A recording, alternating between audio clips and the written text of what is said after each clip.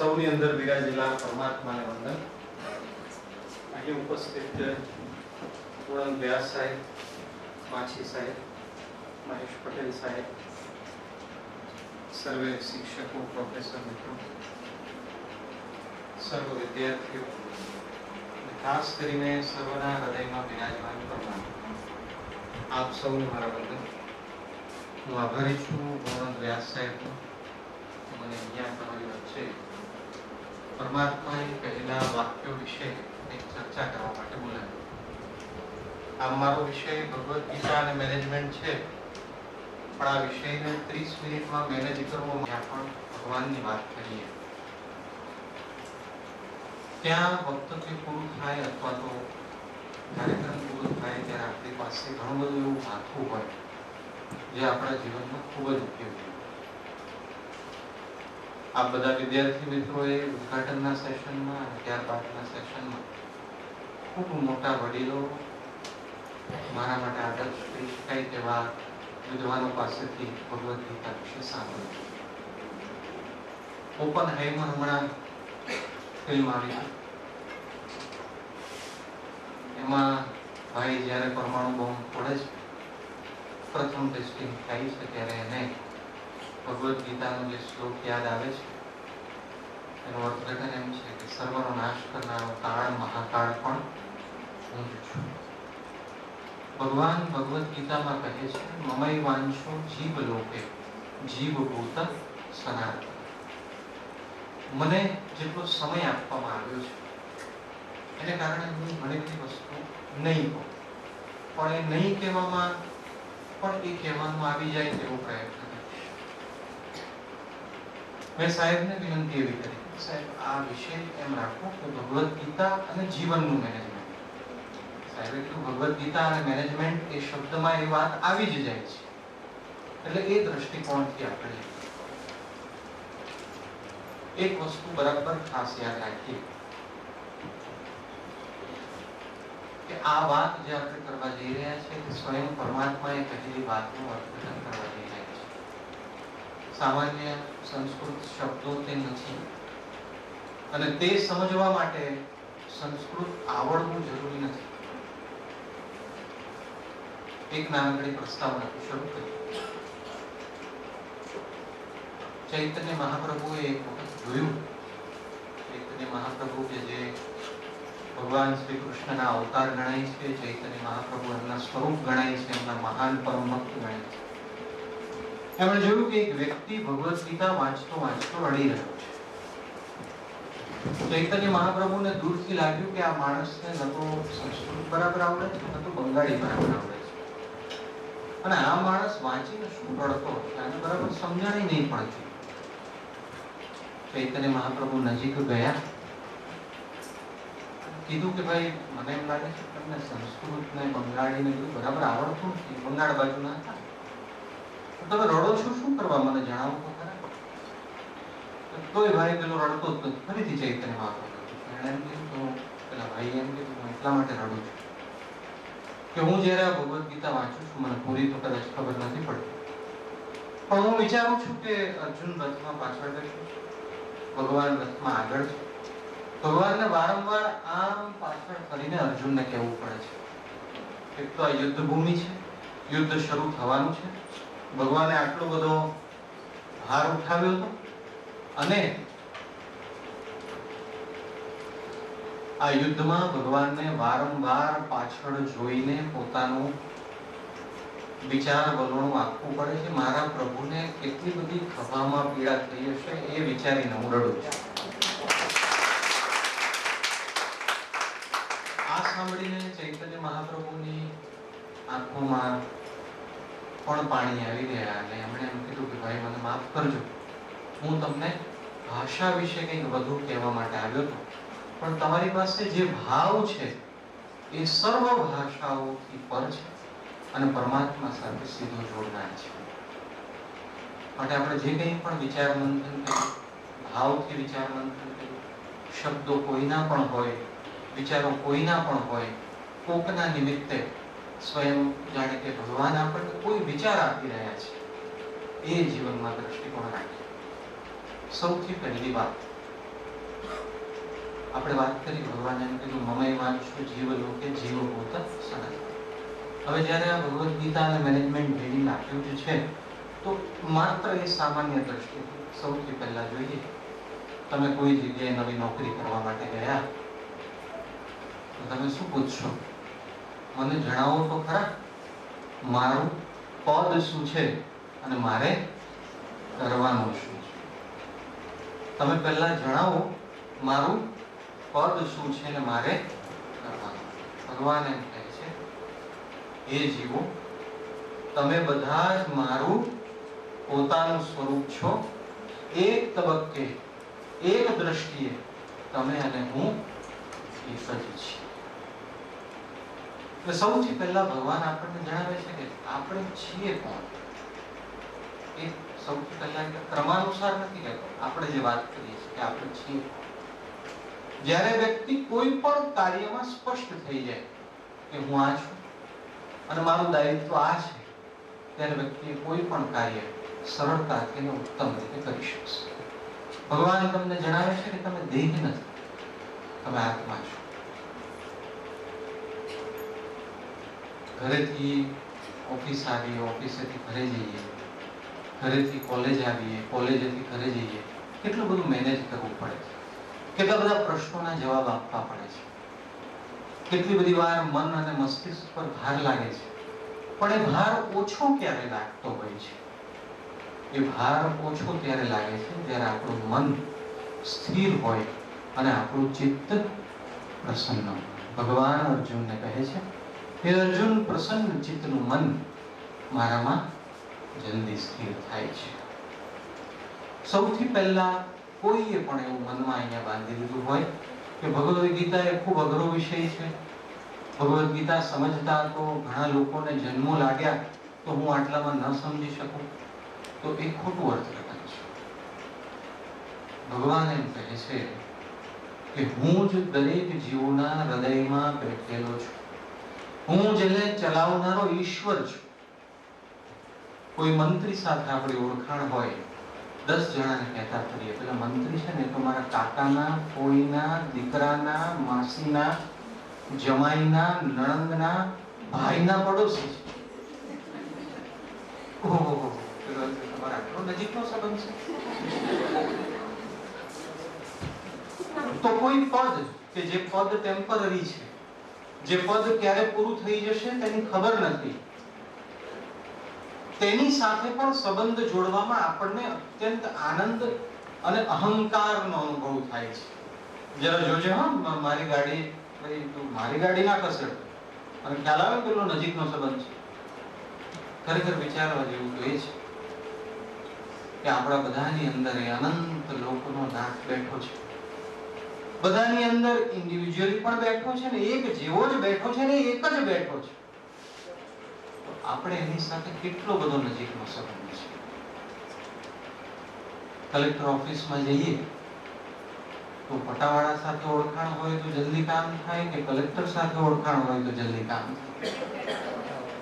કોની સાથે ઓળખાણ? કલેક્ટર સાથે ઓળખાણ હોય તો જલ્દી કામ થાય.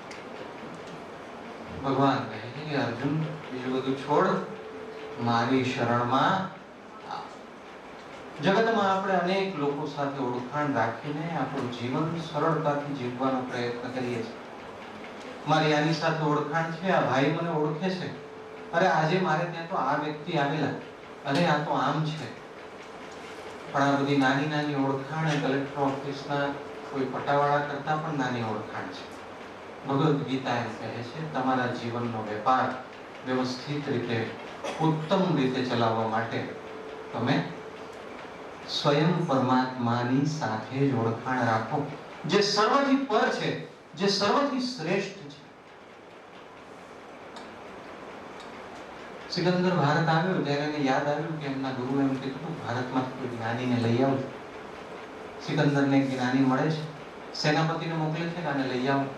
સેનાપતિ જાય છે, જુએ છે કે વ્યક્તિ ઝાડની નીચે માત્ર એક કોમ્પીન પહેરીને અથવા તો સાવ દિગંબર અવસ્થામાં બેઠા છે અને બસ પ્રસન્નતાથી હસી રહ્યા છે. એમની પાસે આજુબાજુ કાંઈ જ નથી. એમ કહે છે કે ચાલો બાદશાહ બોલાવે છે. તો પેલા આશ્ચર્ય થયું, બાદશાહ? કયા બાદશાહ ભાઈ? તો કે જગતના બાદશાહ. એટલે એને ઓર આશ્ચર્ય થાય છે. એની જોડે તો હું સંધાન સાધીને બેઠો છું, બીજો કયો આવ્યો?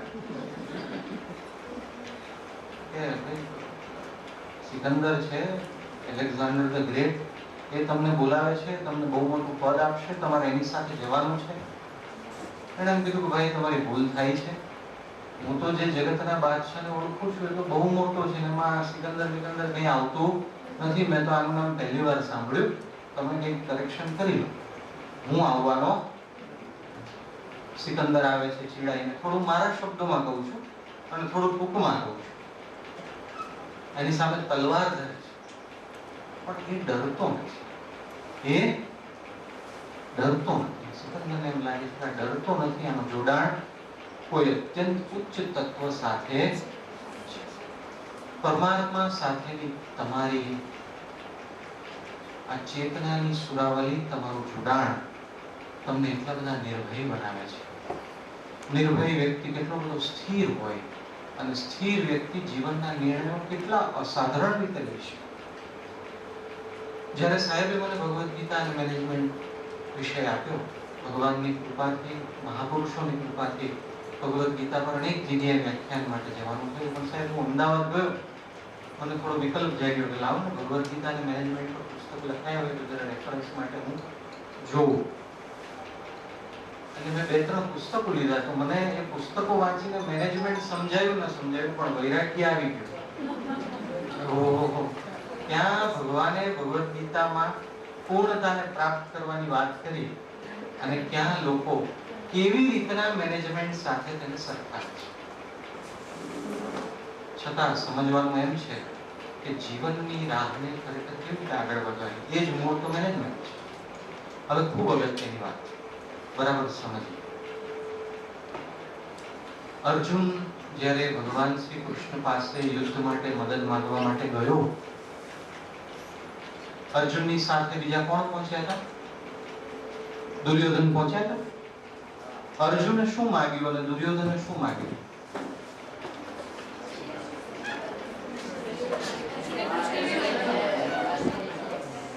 અર્જુને ભગવાન માંગ્યા અને દુર્યોધને સેના. ભગવદ્ ગીતા આપણને બીજી એક વાત શીખવાડે છે, એક નાનકડી વાતથી કન્ફર્મ કરી. એક રાજાએ એક વખત જાહેરાત કરી કે હું મારા બધા જ નગરજનોને મારી સંપત્તિમાંથી એક વસ્તુ આપવા ઈચ્છું છું. એટલે રાજા બીજે દિવસે બધું જ લઈને એક મોટા મેદાનમાં વચ્ચોવચ્ચ બેઠા અને બધાને બોલાવ્યા. એક પછી એક બધા આવ્યા. કોઈ એમ કીધું તમારી તલવાર જોઈએ છે, રાજાએ આપી દીધી. કોઈ એમ કીધું તમારો સોનાનો હાર જોઈએ છે, રાજાએ આપી દીધો. એક યુવાન વિચારતો તો ખરેખર આવું સંભવ છે? જે માંગે આપી દે છે ને. 1-2 દિવસ બરાબર જોયું. રાજાનો ખજાનો તો બહુ મોટો, અને ખરેખર રાજા બધું આપી જ દેતો. યુવાને ખૂબ વિચાર્યું, બધાને બધું મળી જાય તો આમાં મારું કંઈક અસાધારણ શું? એ ગયો, એનો વારો આવ્યો. એને જોયું કે ખુલ્લા મેદાનમાં બધી વસ્તુને રાખીને રાજા ત્યાં બેઠા છે, અને બધા જે માંગે મંત્રીઓ નિર્દેશ કરે છે આપી દો. યુવાને બહુ વિચાર. રાજાએ કીધું ભાઈ જલ્દી માંગ, પાછળ બીજાનો વારો છે. યુવાને એમ કીધું કે કોઈ પણ એક વસ્તુ માંગી શકો ને? કે હા, કોઈ પણ એક જ વસ્તુ. યુવાને એમ કીધું કે રાજાજી મારે તમે જોઈએ છો. આ બધી વસ્તુઓની વચ્ચે તમે સ્વયં બેઠા છો ને તમે એમ કીધું કે આ બધામાંથી કંઈ માંગી લો, તો મારે તમને જ માંગવા છે. રાજાએ જે વચન આપ્યું હતું એ પ્રમાણે રાજા એમના થઈ ગયા. થયું એમ કે રાજા યુવાનના થઈ ગયા, એને કારણે તમામ સંપત્તિ પણ યુવાનની થઈ ગઈ. ભગવદ્ ગીતા આપણને સમજાવે છે કે તમે પસંદગી ભગવાનની કરો, તમે પસંદગી સર્વોચ્ચ તત્વની કરો, એટલે પછી પાછળ બધું ધીરે ધીરે આવશે. ભગવાન કહે છે યોગક્ષેમમ મહામ્યહમ. હવે એમ થાય કે આમાં શેનું મેનેજમેન્ટ, આમાં જીવનનું શું મેનેજમેન્ટ? યોગક્ષેમમ મહામ્યહમ પછી LIC ની ટેગલાઈન છે, એટલે ઘણાને તો જીવન કે સાથ भी तो પછી યાદ આવે, જિંદગી કે બાદ भी ये યાદ આવે કે આમાં ભગવાન શું વિશેષ કહે. સ્વામી વિવેકાનંદ સાથે જોડાયેલો એક વિશેષ પ્રસંગ બરાબર યાદ રાખજો. એટલે ભગવદ ગીતા કેવી રીતે જીવનનું મેનેજમેન્ટ કરે છે બરાબર ધ્યાનમાં આવશે. સ્વામી વિવેકાનંદ હજી પ્રસિદ્ધ નહોતા થયા. આપણે ત્યાં પ્રસિદ્ધિ માટે શું પશ્ચિમનો થપ્પો લાગે પછી પ્રસિદ્ધ થાય, એટલે હજી શિકાગો ધર્મ પરિષદમાં એ ગયા નહોતા. પરિવાજરક તરીકે બધે ફરતા હતા. એ વખતનો એક કિસ્સો છે. ટ્રેનના ડબ્બામાં સ્વામીજી બેઠા હતા. 4 દિવસથી ભૂખ્યા હતા. 4 દિવસ. હવે જોજો, ભગવાન એમ કહે છે કે જે મારામાં નિત્ય ચિત્ત રાખીને બેઠો છે તેના યોગક્ષેમનું હું વહન કરું છું. એની જગ્યાએ સ્વામીજી, સ્વામી વિવેકાનંદ જેવા મહાપુરુષ 4 દિવસથી ભૂખ્યા હતા. અન્ન મળ્યું નહોતું. બાજુમાં એક વેપારી જુએ કે આવો તેજસ્વી હટ્ટોકટ્ટો યુવાન માંગીને ખાય છે, સાધુ છે, એને મળ્યું નથી એટલે સ્વામીજીને ચીડવતો. પુસ્તકમાં લખેલું આવે છે, મારવાડી વેપારી હતો. અરે રે કે અત્યારના બધા યુવાનો તો જોવા માંગીને ખાય છે, જો અમારી પાસે કેવા કેવા પકવાન છે. અરે ક્યાં ભગવાને તમારું ધ્યાન રાખી લીધું? અરે તમારી સાથે શું થઈ ગયું? એમ કરીને સ્વામીજીને બહુ ચીડવતો.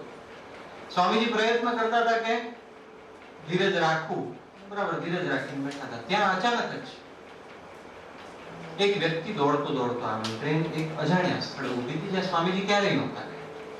અને સ્વામીજી લો આ તમારું ભોજન, એમ કરીને સ્વામીજીને ભોજન આપ્યું. એટલે સ્વામીજી કે ભાઈ તમારી ભૂલ થાય છે, હું તમને નથી ઓળખતા, મારું નહીં હોય, બીજા કોઈ છે. કે ના ના તમારું જ છે. સ્વામીજી કે ભાઈ આ એક બીજો મજાક કરનારો આવી ગયો કે ભાઈ આ મારું ભોજન નથી, હું તમને ઓળખતો નથી, તમે મને ઓળખતા નથી, તમારી કંઈક ભૂલ થાય છે, બીજા કોઈ ભગવા વસ્ત્રધારી માટે લાગ્યા છે. એ ભાઈ એમ કીધું કે સ્વામીજી મારી આ દુકાન છે, હું દુકાનમાં બપોરે વાળું કરીને થોડોક આડો પડ્યો અને મને સ્વપ્નમાં મારા ઈષ્ટદેવ આવ્યા અને તમારો ચહેરો બતાવ્યો. એમ કીધું કે આ મારો ભગત છે, ત્યાં ભૂખ્યો છે કેટલા દિવસથી, ત્યાં જા, આ સમયે જાય અને ભોજન આપ, મારી આજ્ઞા છે. એટલે સ્વામીજી હું તાત્કાલિક શોધીને તમને આવ્યો છું, મને ભગવાને તમારો ચહેરો દેખાડ્યો છે. યોગક્ષેમં મહામ્ય. ખરેખર વ્યક્તિ જ્યારે નક્કી કરે છે કે મારે પરમાત્માના માર્ગે ચાલવું છે, મારે મારા નિયમો પ્રમાણે નહીં, જગત મને ખોટા માર્ગે સફળ થતું લાગે છે એ રીતે નહીં, પરંતુ ભગવાનની આજ્ઞા પ્રમાણે ચાલવું છે, ત્યારે એક એવા લયમાં આવી જાય છે જે લય એના યોગક્ષેમનું વહન કરતો હોય છે. હજી બીજી એક વાત. હવે અર્જુનને બહુ બધો વિષાદ થયો, આપણને પણ વિષાદ થતો હોય છે જીવનમાં. અર્જુનને વિષાદ થયો. ભગવાને કીધું ભાઈ અર્જુન શું ગયા, શું છે, ટાઈમ થઈ ગયો છે. અર્જુને તમે જ્યારે બીજા અધ્યાયમાં આગળ વધશો, ભગવાને એક જ વાર કીધું તું કાયર ન બંધાય. એટલે અર્જુન તરત જ પામી ગયો કે આ મારામાં જે ભાવના છે વૈરાગ્યની ભાવના નથી, કાયરતા, મોહ આવી ચડે.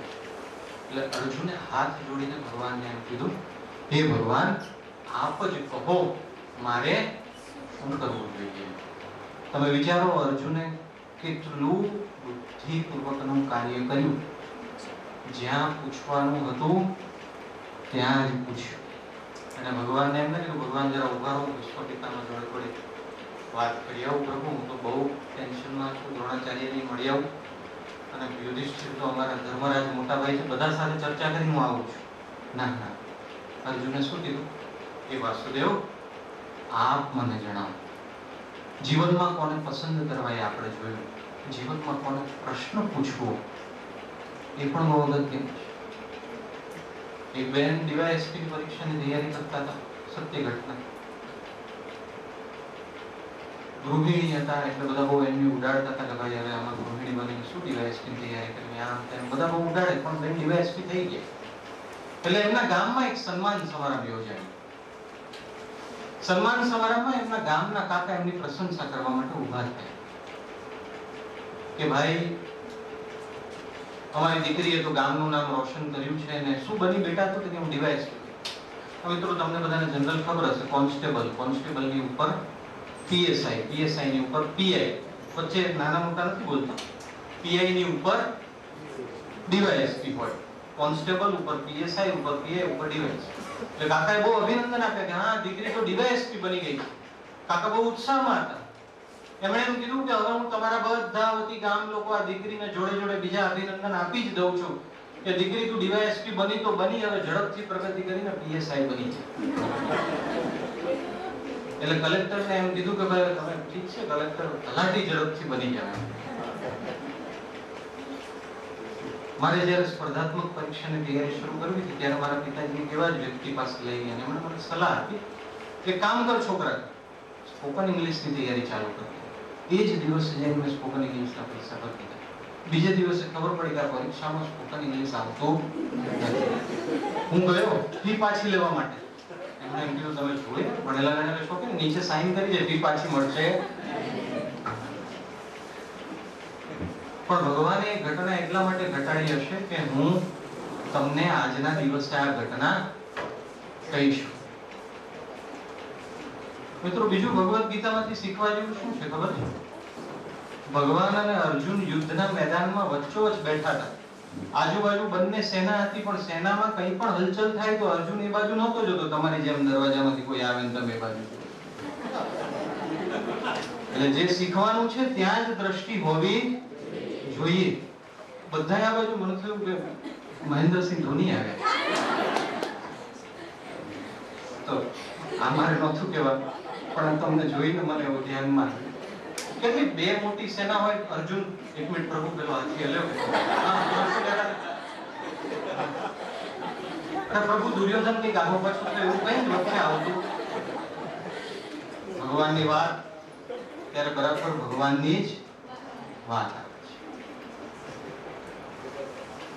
તો કોને પ્રશ્ન પૂછવો એ પણ ખૂબ અગત્યનું છે. પ્રશ્ન એને પૂછવો જે જાણકાર પણ હોય અને તમારા હિતેચ્છુ પણ હોય. ગાડી બગડી હોય તો આપણા પ્રત્યે ખૂબ લાગણી ધરાવનાર આપણી માતાને ન પૂછાય મમ્મી બોનેટ ખોલું કે ડીકે. ભગવદ ગીતા આપણને ખૂબ અગત્યની વાત શીખવાડે છે. એકાગ્રતા પૂર્વક ત્યાં જાઓ જ્યાંથી તમને સત્ય મળવાનું હોય. એકાગ્રતા પૂર્વક ત્યાં જાઓ. સહજતાથી, સરળતાથી જ્યારે આ બાબતો વિચારવાનો પ્રયાસ કરીશું ત્યારે આપણને આ બાબતો બહુ સ્પષ્ટ રીતે ખબર પડતી હશે. બીજી એક મહત્વપૂર્ણ વાત, ભગવદ ગીતામાં ભગવાન શ્રી કૃષ્ણ અર્જુનને કહે છે, હે અર્જુન, તારા ને મારા અનેક જન્મ થઈ ગયા, હું તે બધાને જાણું છું, તું જાણતો. હવે મને એક પ્રશ્નનો જવાબ આપો. રસ્તામાં રોડ પર કોઈ એક ભિખારી હોય, 30-35 વર્ષનો અભણ વ્યક્તિ, એને કઈ આવડતું ન હોય, ભીખ માંગતો હોય અથવા તો મજૂરી કરતો હોય, એને હું અહીંયા બોલાવું આપણા સેમિનાર અને એને પૂછું કે ભાઈ ખાલી તું એક પ્રશ્નનો જવાબ આપ કે તું જમીન પર ચાલે છે કેમ, ઉડી કેમ નથી જતું. એને મને 2-3 ગાળો બોલશે એટલે ભાઈ તું રહેવા દે, કાં તો મને પૈસા આપ, કાં મને જવા દે.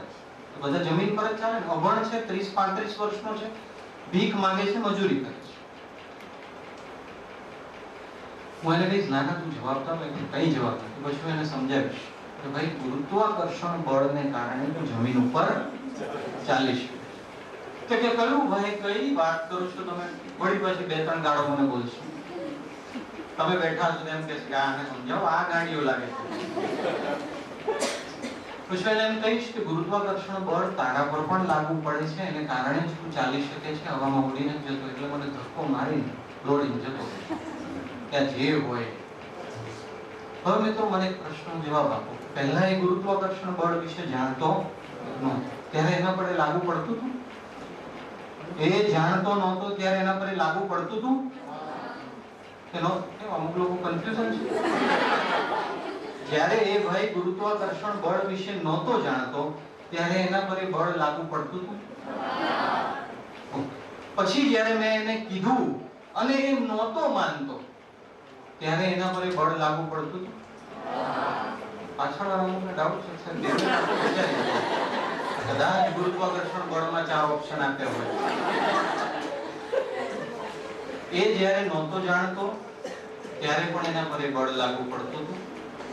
જ્યારે એ જાણીને નહોતો માનતો ત્યારે પણ એના પર બળ લાગુ પડતું હતું. કારણ કે સનાતન ભૌતિક સિદ્ધાંત, સનાતન સિદ્ધાંત ખાલી એટલું ન કહેવાય, સનાતન ભૌતિક સિદ્ધાંત છે.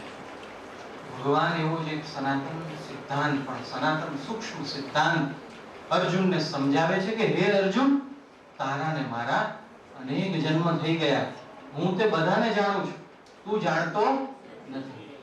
આ સનાતન સિદ્ધાંતો આપણા જીવનને હળવું કરી દે છે મિત્રો. આપણે માનીએ ન માનીએ એનાથી આપણે પર કર્મનો સિદ્ધાંત લાગુ પડતો બંધ થતો નથી. એ લાગુ પડે જ છે. એ અતિ સૂક્ષ્મ સનાતન છે. હજી ન્યૂટનની ગતિનો ત્રીજો નિયમ ક્યાંક આગો પાછો થઈ જાય, શોધ થાય કે ના ના આમ છે ને તેમ છે, પણ આ સનાતન ક્ષણે ક્ષણ તમારી નોંધાઈ છે આ મહા વિશ્વ નામના સુપર કોમ્પ્યુટરમાં, જેને જે નામ આપવું હોય ના. ભગવદ ગીતામાં ભગવાન શ્રી કૃષ્ણ અર્જુનને જન્મ પુનર્જન્મના આ સનાતન સિદ્ધાંતને કહીને મેનેજમેન્ટના દ્રષ્ટિકોણથી જઈએ તો આપણને સમજાવે છે કે આ જન્મમાં કદાચ તમને તમારું ધારેલું ન મળ્યું તો એમ માનજો કે કોઈ જન્મમાં કરેલું કર્મ છે. બહુ ડિપ્રેશનમાં આવશો નહીં, શાંત રહો, સ્વીકારો અને આગળ. ઘણા બધા લોકો કર્મના સિદ્ધાંતને, પુનર્જન્મના સિદ્ધાંતને એવી વૈજ્ઞાનિક પદ્ધતિથી આમ માપતા હોય છે કે લગભગ જો આઈન્સ્ટાઈને વૈજ્ઞાનિક પદ્ધતિ જુએ તો એ બેભાન થઈ જાય. જો ન્યૂટનને એના વિશે ખબર પડે તો એ ભગવા વસ્ત્રો ધારણ કરી લે કે આ જગતમાં જીવવા જોઈએ. પણ જેમ અન્ય ભૌતિક સિદ્ધાંતો જાણવાથી ન માનવાથી લાગુ થતા બંધ થતા નથી, એમ આ સૂક્ષ્મ સિદ્ધાંતો ન જાણવાથી ન માનવાથી લાગુ થતા બંધ થતા નથી. ભગવાન શ્રી કૃષ્ણ અર્જુનને ત્યાં ટૂંકમાં સમજાવે છે, ભાઈ તું આ સમજી લે, એ તારા માટે ઉપયોગી છે. મિત્રો, જીવનની આપાધાપીમાં કોઈને સ્ત્રી દેહ મળ્યો, કોઈને પુરુષ દેહ મળ્યો. તમે ક્યાં નક્કી કર્યું કે મારે સ્ત્રી બનીને આવવું છે, મારે પુરુષ બનીને આવવું છે? તમે ક્યાં નક્કી કર્યું કે મારે ગરીબના ઘરે જન્મ લેવો છે, મારે અમીરના ઘરે જન્મ લેવો છે? તમે ક્યાં નક્કી કર્યું કે મારે મુકેશ અંબાણીનો પેલો મોટો બંગલો દેખાય ને એવી જગ્યાએ બોમ્બેમાં એ લોકેશન પર મારો જન્મ થાય? આપણે કોઈ નક્કી ન.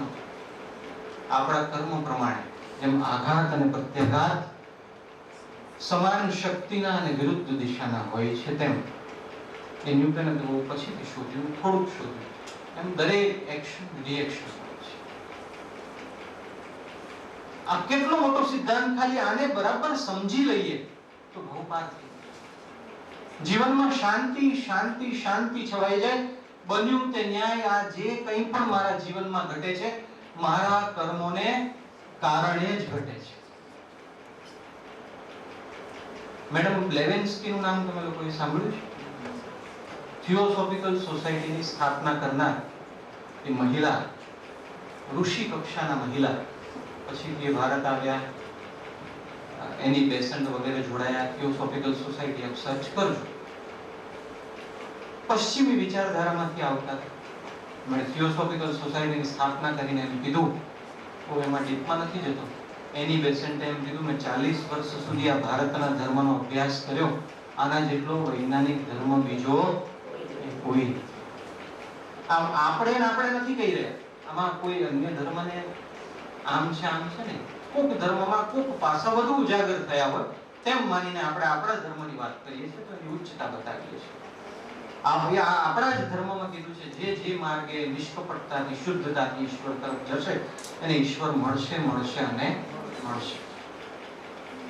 આ સનાતન સિદ્ધાંતો કહીને જીવન હળવું કરી દીધું. આપ જ વિચારો કે જીવનમાં મોટા ભાગનો સમય શેમાં જતો હોય છે? આણે મને આમ કહી દીધું, આણે મને આમ કહી દીધું, આણે મને આમ કહી દીધું. બીજું પેલું મેનેજમેન્ટ વાળા એમ કહે છે ને, કોઈ જોડે દુશ્મની કરશો નહીં. નથી એમ શીખવાડ? ઘણી વાર મેનેજમેન્ટ વાળા શીખવાડે એટલે મને ખરેખર વૈરાગ્ય આવે છે. પેલા 2 પુસ્તકો વાંચીને આવે, ઓહો આ દ્રષ્ટિકોણ તો ભગવાને નહીં જોયો હોય કે મારી ગીતાનો આવું અર્થઘટન થાય. પણ આપણે થોડુંક અલગ દ્રષ્ટિકોણ છે. મેનેજમેન્ટ વાળા એમ કહે છે કે દુશ્મની કરશો, ભગવાન એમ કહે છે કે દુશ્મની કરો. જો બરાબર બેલ ના વાગી જાય, આ તો પૂરું સમજવું જ રહ્યું. નહીં કરતો પેલા સાહેબ કહેતા ભગવાન એટલે દુશ્મની કરો, પેલો હમણાં નીકળે જ છે.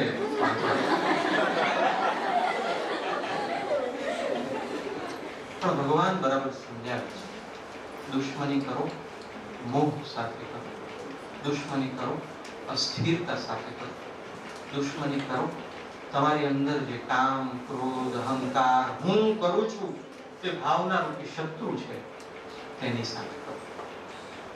ભગવાન અર્જુનને શું કહે છે? હે અર્જુન, આ મોહને મુક, કાયરતાને મુક.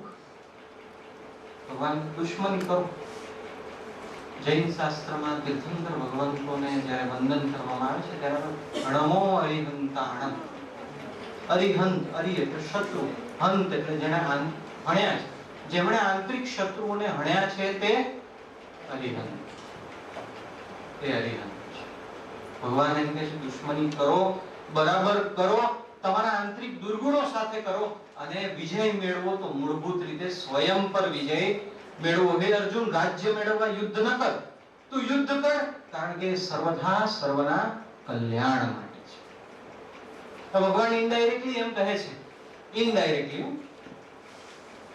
કે હે અર્જુન, રસ્તામાં કોઈનો એક્સિડન્ટ થાય ને તો તું મોબાઈલ લઈને રીલ ના બનાવ, તું એને ઉઠાવીને એની મદદ કર.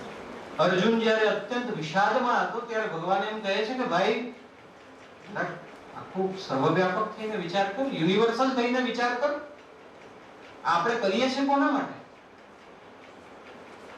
માટે જે કંઈ પણ કાર્ય કરીએ તેમાં પોતાના આંતરિક શત્રુઓ જે અંદરથી આવે છે તેના પર બરાબર લગામ લગાવીને, તેના પર બરાબર નિયંત્રણ આપીને, ત્યાર પછી ધ્યેયને બરાબર ધ્યાનમાં રાખીને કે હું માત્ર મને કેન્દ્રમાં રાખીને નહીં, સર્વતોમુખી ઉત્કૃષ્ટ ધ્યેયને કેન્દ્રમાં રાખીને આગળ વધું છું. બરાબર સમજાય એવી વાતો છે ને?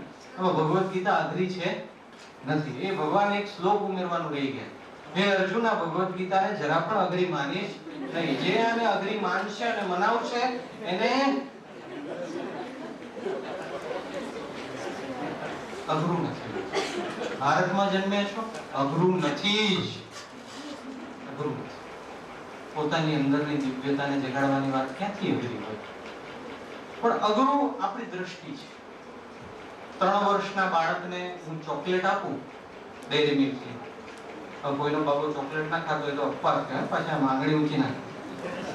અને હું સોનાનું બિસ્કિટ આપું ને એમ કહું કે બેમાંથી એક વસ્તુ લે તો એ કઈ લેશે? કઈ લેશે? ચોકલેટ. હું એને એમ કહીશ કે તું શું કરે છે? અને ભગવાનને પેલું મોહનો ત્યાગ કરતે નહીં સમજે, કારણ કે એને ચોકલેટમાં સુખ લાગે છે. એ મોટો થશે ત્યારે જ એને સમજાશે કે નહીં, આ સોનાના બિસ્કિટથી તો 1 લાખ ચોકલેટ લઈ શકાય તેમ હતી.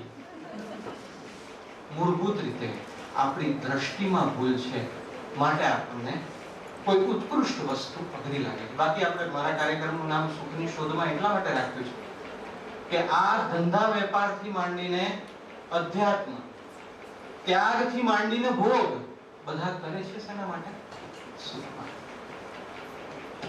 પણ સાચું સુખ કયું તે સમગ્ર ભગવદ ગીતા વાંચીએ ત્યારે અર્જુનને સમજાઈ ગયું સાચું સુખ મને કેવી રીતે મળશે. અર્જુનને સમજાઈ ગયું આ જ મારા હિતકારી છે, આ બધું જાણે છે, આ મોટામાં મોટા છે, આ જ કલેક્ટર છે, આ બીજા બધા તો નકલી છે, પેલા હમણાં નીકળ્યા છે એમ. એટલે અર્જુનને જ્યારે બધું બરાબર સમજાઈ ગયું કે આ કહે છે તે સાચું છે, વિવેકથી જોયું કે બધું સાચું છે, એટલે અર્જુને એમ કીધું કરીશ્યે વચનમ. શોધો કોઈ એવા માણસને જે તમારું જીવન સ્થિર રાખી શકે, જેના હૃદયમાં પણ પવિત્રતાની અને ચેતનાની મહાગંગા વહેતી હોય. એક સાચા ગુરુ જો જીવનમાં આવ્યા તો પછી જીવનમાં અનેક વસ્તુઓનું મેનેજમેન્ટ કરવાની જરૂર પડશે નહીં. હર સમયે એ જ હૃદયમાંથી આવશે કરીશ્યે વચનમ તવ. સાહેબ સમય થઈ ગયો. એક છેલ્લી વાત, પેલું આ કાગળમાં લખી લાવેલું એ તો ખોલ્યું જ નહીં મેં, ખોલી પણ એક છેલ્લી અગત્યની વાત તમને કહું. 1920 ની ઘટના છે, સત્ય ઘટના છે. એક અંગ્રેજ મહિલા ભારતમાં આવ્યા. એ એમ સમજતા હતા કે બ્રિટિશની સંસ્કૃતિ જ મોટામાં મોટી સંસ્કૃતિ છે. ભારત તો નાના લોકોનો, ઓછા વૈચારિક લોકોનો, નીચ લોકોનો દેશ છે. અને એવા દ્રષ્ટિથી ભારતભરમાં ફરતી. અચાનક જ ટ્રેનના ડબ્બામાં એમણે એક જગ્યાએ અત્યંત તેજસ્વી બ્રિટિશ યુવાનને ભગવા વસ્ત્ર ધારણ કરીને દીક્ષા લઈને નીચે બેઠેલો જોયો. એટલે અહંકારી બેનનું તો મગજ ફાટ્યું. અરે આટલી અદ્ભુત બ્રિટિશ સંસ્કૃતિને આ ભાઈ અહીંયા બેઠો છે. અરે રહેવાનું નહીં બેન. અરે તું તો મૂર્ખ છું, તું તો ભણેલો નથી રાખતો, તું તો અભણ છું, આમ છે તેમ છે.